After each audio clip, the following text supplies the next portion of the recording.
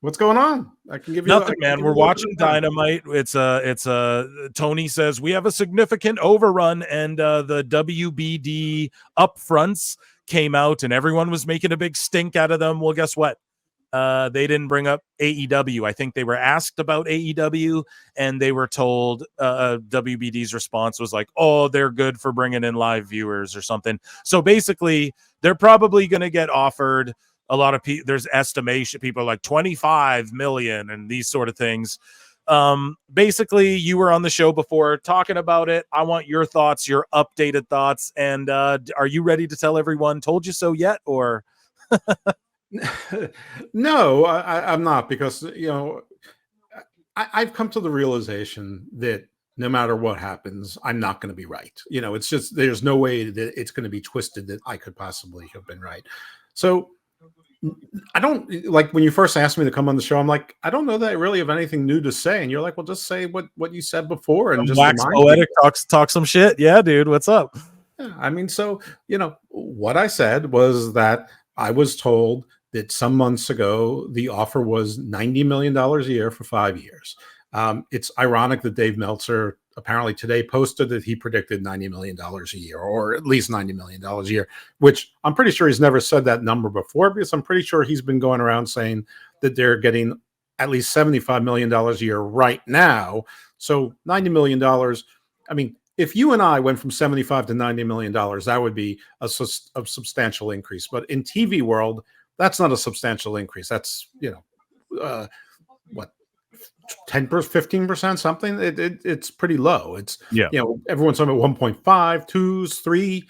I mean, for a while, people were talking 3 or 4 times multiples. Anyway, so what I said was, but my information is the offer is much lower. It's much closer to what they're getting now, which I believe is somewhere in the neighborhood of 46 million to maybe 51 million, depending on what the percentage in the escalator was. And I'm just going by every contract I've ever seen with options. They don't generally have a number there. They just generally use whatever the same percentage was in years prior when contracts go up. So just to go back in history a little bit, there's no dispute that the original contract, there was a 1-year contract. There was $33 million. There were production costs included. Then they got a renewal, year 2. Contract was for 4 years, $175 million. A second show was added that turned into Rampage. Battle of the Belts was added, or a show that turned into Battle of the Belts. And no production costs, which is one of the reasons I think that motivated Tony Khan to buy everything from Ring of Honor, because you got their production equipment, their trucks, and all that other good stuff. But it's not 4 years divided by 175 in even shares. I mean, my math might be off, but year 1 was probably something like 36.5 million. Year 2 was probably like 40 million. Year 3 was probably 43.5 million, and year 4 was probably like 48 million, which would get you to an average of 45 million or whatever it is, that ended at 46 or thereabouts. Then I figure that the escalator is whatever that percentage is. Seems like probably around 9 to 11%. Maybe you have an inducement to make it a higher percentage, just because it's the network's option, but it is the network's option, so probably not. So let's just say 10%, and let's say it was $48 million. Let's make it $50 million. Yeah, rounded high. Yeah, the math is 55 million, right? So 10% for the option. We've never heard anything for Collision, which is weird because we've heard numbers for everything else. And my information was that Collision wasn't getting any money, that actually was paid time. That is supported by the fact that it simply hasn't aired 4 times since December 29th. But forget, let's say that they got some amount of money that's similar to Rampage, that they got $10 or $11 million. So that would put them around $66 million, not 75 or whatever. But I'm only seeding that just for the purposes of conversation. Certainly.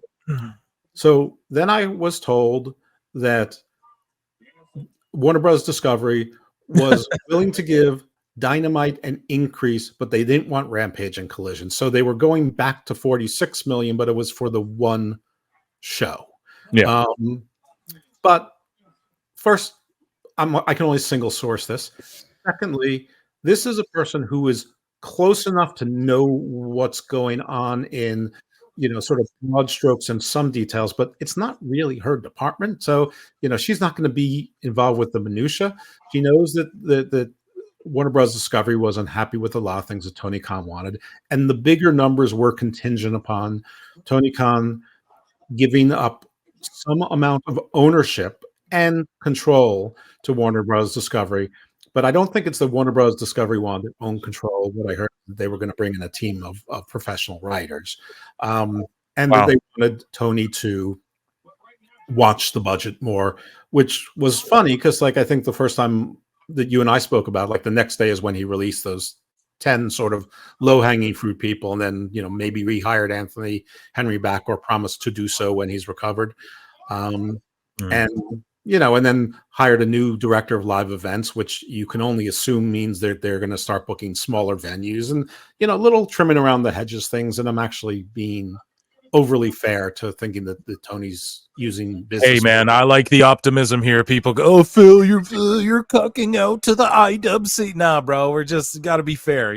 Fair is fair. You're a happy guy. You're really positive. I mean, one of the things that's fun about the followers that I've gained in the last month and a half is that they are much more negative than I am, maybe more realistic. But anyhow, but then I did hear some numbers like, no, they're really pissed. They're not interested in it at all. They're prepared to walk, but maybe they'll keep one of the shows for $25 million. And I was afraid to report it. I really was. I just figured I'd get dragged all over the place, but I'm hearing it from other people who are saying they're hearing it from their sources. Now, these can be negotiation tactics. Anything can change. It's one thing to say, hey, we're prepared to lose the NBA, but it's another thing to actually lose the NBA and then have to, face that void and figure out what you're going to do. Or maybe their plan B, which I was told was to go after other sports, NASCAR, WNBA. I think there was one other that was named. I can't recall at the moment, but maybe things are not going so well on those fronts either. So, maybe going back to their old girlfriend is attractive to them. Maybe, AEW becomes more attractive. One of the few original programs that Turner airs is something called The Lazarus Project.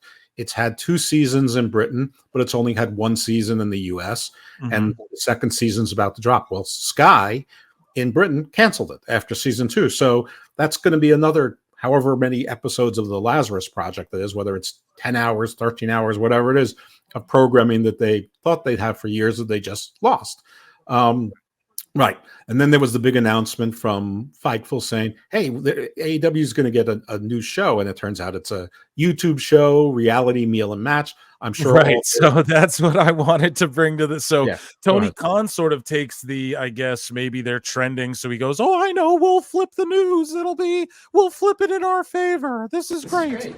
And so he announces that there's AEW's new show with Renee Paquette and RJ City, and I guess Eddie Kingston, of course, is going to come eat on the first episode. Hey, I like a meal too. People are like, give them props. At least they know their audience. I like to eat. But this is sort of dinner for 3. I like to eat too. This is dinner for 3, essentially, but it'll be funny because Renee and RJ, they already should have been doing something together. I guess it's cool. They're going to eat kind of, we've seen different shows like this. This is for TBS's YouTube channel. Right. So that's like, what does that mean? And then they sort of just rolled that out as far. I think I had one more in here. Phil Marks, bookmarks about TV though. Something about well, how much do you want to bet that show is already 100% produced? It's already like as far as they already filmed every episode so far. Yeah, like if they have 8 episodes or 10 episodes, that they're already made. I mean, they could have banked those up, exactly over like a few weeks, over 1 month. You could have banked up 12 episodes, if you really, and that's not hard to do to pull this show off. So, I mean, that's good for them, but they roll out, oh, we have a YouTube show. And it's like, where's that Logan Paul clip where he's talking to Brendan Schaub and he's like, oh, you do YouTube? It's like, he's like, oh, that's great. Because it's like, what does this there's no TV deal. Oh, they're holding it close to the chest. Everybody's trying to act like I don't know. To me, it just smells like it's desperation time in there. Well, that's what I That's a said. trick. Let's swerve the algorithm into here's meal and a match, and it's like I said that there's a pretty good chance that there's not going to be a deal at all, or that Tony, will. And there's some dispute as to when the exclusivity period ends, or if it's still going on, etc. But that's not even of particular importance. There's also some confusion as to whether the contract ends in October or December. I've heard both, but I can thread that needle because I was told it ended in October. They agreed to a mini extension to December for both parties' sake. That it's really better for both just to find programming in the new year for one and to find a new home for the other. So let's just assume the end of December. And you can certainly do this whole YouTube show between now and the end of December under the existing contract. No issue there. YouTube shows don't cost a lot. But what I had said is that Tony might buy his own TV channel and then just go from there. Or you're going to find out a contract was acknowledged. It was a deal was made, but you're not going to find out what it is. They're going to say we're keeping the details close to our vest, and we know what that means. Just like Collision, it's either too small to be announced because it's embarrassing, or worse. And speaking of Collision, here from @Sitting in Gorilla, here's a little video that was put together. Has been paid for by the New World. The NWO never were over. And here's the quarter. I'm not trying to just trash, but it's got to be talked about. It's topical to what we're talking about. Here's the Collision numbers. I didn't watch this video before, so I'm sorry if it's like the most epic hater shit ever, but yeah, here we go.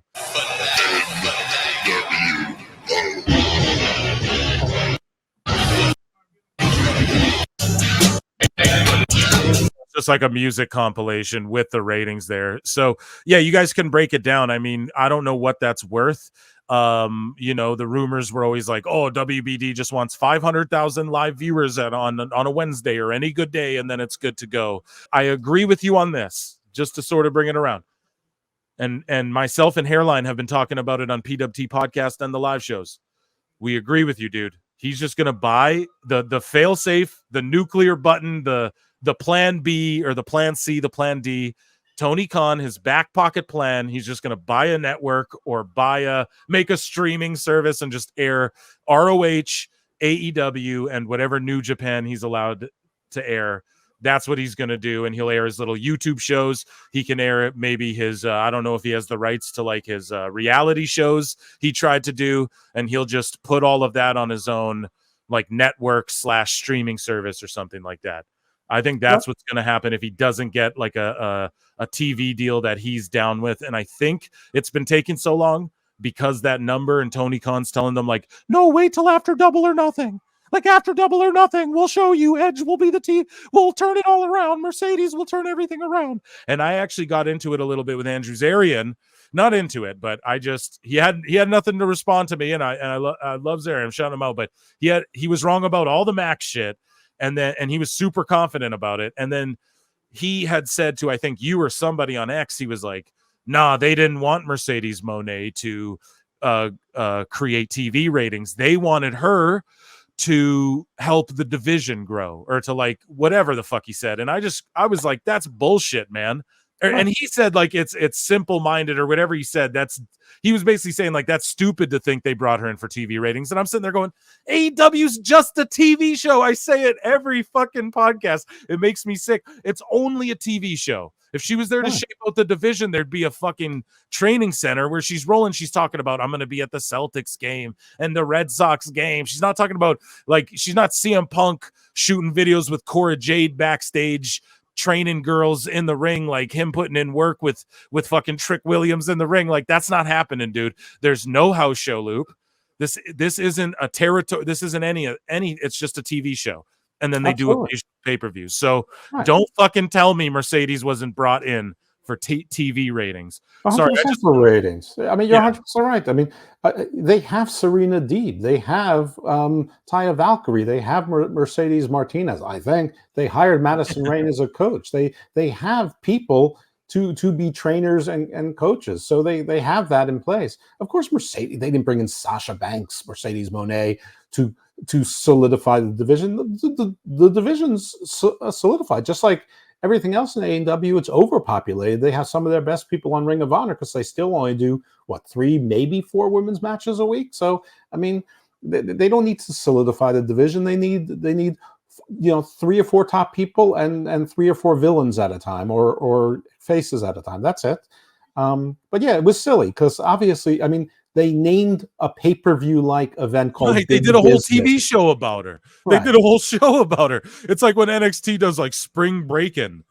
What did they do? Big Business or whatever. Or when they do Halloween Havoc on TV. Why did they do that? To pop a fucking rating. They did a whole...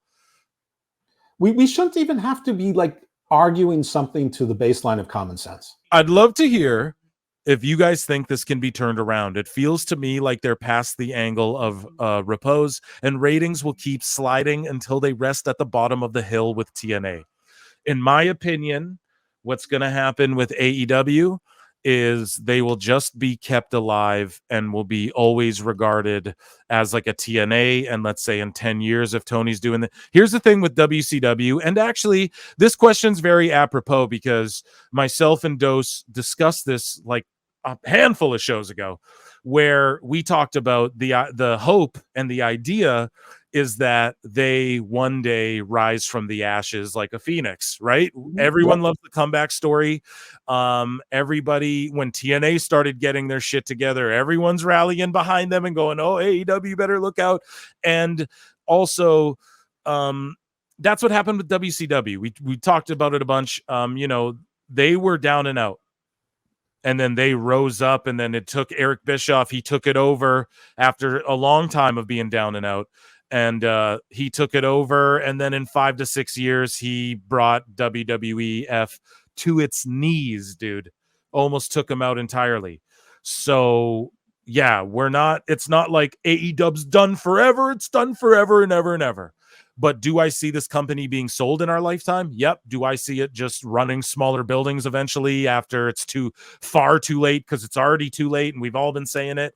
Yeah, I see that happening, and I see it becoming like the next TNA. It will just forever be the number 2.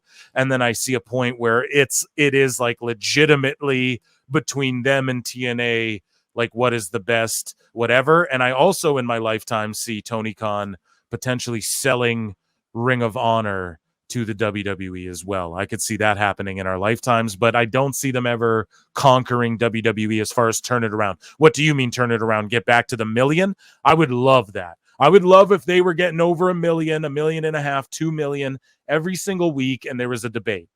But there's just no debate because they can't get their shit together and it's trending downward. You have to be objectively honest about it. Dose, what are your thoughts? There's no they, there's only one person. So as long as that one person is in complete control, I don't think they can turn it around. So yeah, I think they're going to keep on sliding. I don't know that they'll ever get to the current TNA levels because I'm not sure who's paying attention, but TNA is around 80,000 viewers a week.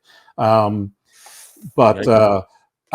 think that, if you look at 2 years ago's low during a show and 2 years ago high, it's much higher. Then a year ago, the low from 2 years ago sort of became the high from a year ago. And if you look at the low from a year ago, it's sort of like the high now. And I think that trend is going to continue. So in a year from now, the high point is going to be somewhere in the 6s and the lows are going to dip into the 5s. And I don't see any reason why that trend's not going to continue. The free agency thing isn't working. There aren't that many star free agents, if any, to go after, and I'm not sure that Tony evaluates star free agents realistically, and the people he's behind, his own organic people, are the wrong people. I mean, you could build a great promotion out of that roster easily. You could also cut 120 people from that roster easily, but you could have. I mean, I actually think the women's division is better off without Mercedes Mone. Well, she just clutters it up. Michael Dodd says Forbes valued AEW at $2 billion. Vince has $2 billion from stock sales. You want turnaround? Vince buys AEW and takes a page from Jim Barnett and seeks revenge on WWE by building up AEW. Okay, that's very conspiratorial. Dose, I want your thoughts on Michael Dodd's comments here. I think he was being facetious, and I think it's funny, and I think it's a fun paragraph. But I mean, this is not the Forbes that I grew up on, or your dad read, or your grandfather read. This Forbes, it's basically all freelance writers, and it's basically like the Sports Illustrated, where my son wrote about the Ravens. You know, it's like the fan section. AEW is not worth $2 billion. There is no rational person on earth that would value it at $2 billion. It's never made a profit. I mean, just today, Dave Meltzer said that Tony Khan said that in 2025, they'll be profitable. Now, I'm taking that to mean that in his mind, they'll be profitable for 2025, not that they would recoup the losses from 2019 through 2024. In any event, Vince has more than $2 billion. He's gotten all sorts of things. He's not buying another. Yeah, I spent $2 billion a year on whores, actually, on private planes and kittens. I don't know if you know that. I travel internationally with kittens, and I give them out to my friends. Yeah. And if they don't take them, they're he's 80 this summer. He's not the genetic jackhammer anymore. He's walking with a cane. You know, maybe that's an act. I don't know. But federal, Cane. Yeah, I created that. That's my monstrosity. Litigation and stuff takes a toll out of you. I'm also, listen, Vince, whether you liked him or not, he did a lot of great things for wrestling. There probably wouldn't be wrestling still around without Vince. Absolutely. But he's fucked up. I mean, wrestling wouldn't be. He's got some issues and shit. He's got to worry about. I mean, wrestling wouldn't be what it is without him and his father's influence, and a lot of people's along the way. Yeah, I wouldn't go to Vince for creative control these days. I mean, I appreciate you inviting me on because, I think that for whatever reason, anytime I scare some people, and it's not like I'm angry or upset, and I fully acknowledge it. No one I know is in the negotiating rooms, and negotiations can change based on so many moving parts that we don't even know about. There's only some that we can even think about foreseeing. But Garden of Doom and Garden Views they were on the same feed. You can find them both on the Wrestling Soup Network, or you can find them, Apple, Spotify, Spreaker, Podbean, you name it. Hammerlock Hangover, same, just a different feed. Again, the Lipmen on the UFL, it's on the Sportscat network. There's an audio version. There's also video, which is on YouTube, Twitch, Twitter, wherever you can find it, and on the Fuel Sports Network. I do some other things, but I mean, I don't need, there's some legal shorts that I've done for Wrestling Soup, which is on Wrestling Soup stuff, where I've talked about things like NDAs and the FTC rule on non-competes. And I've talked a couple of times about different aspects of the Grant versus McMahon suit. I also believe from a fairly objective and conservative point without getting histrionic.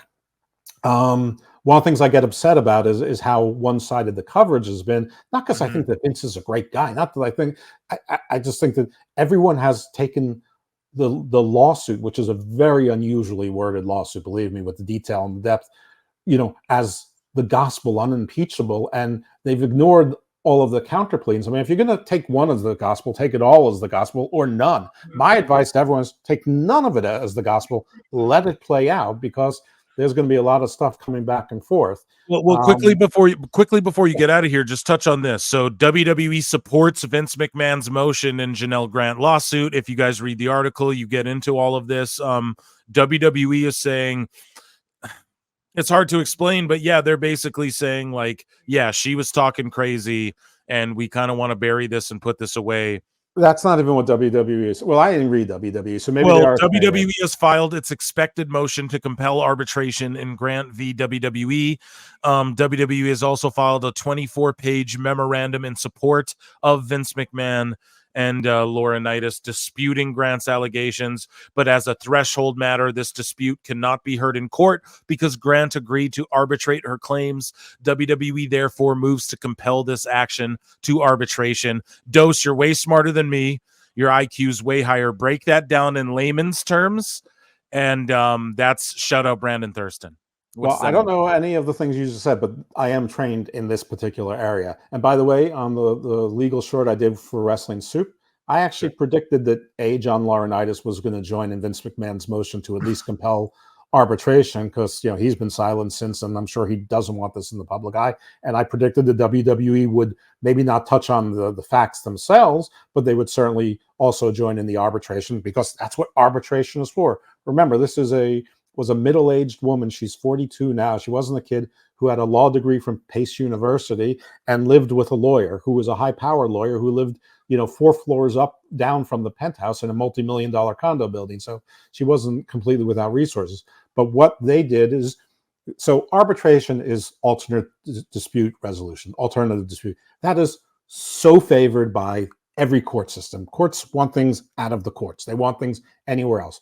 This is a contract. So arbitrators are not like any Joe Schmo. They're usually retired judge, senior partners, whatever. They're high-level people who have dealt with trials, and arbitration provisions are usually granted, oftentimes to my dismay. I mean, when Stephen P. New filed suits against Ring of Honor and Sinclair on behalf of Joey Mercury and Kelly Klein, I very much wanted him to have the arbitration set aside because he was sharing all of the materials with me, including the discovery materials that would have given me financial information and stuff on all of these promotions, which is what I'm more interested in the business of wrestling. And he lost in the federal and state court because one case was in the federal, one was in the state for various reasons.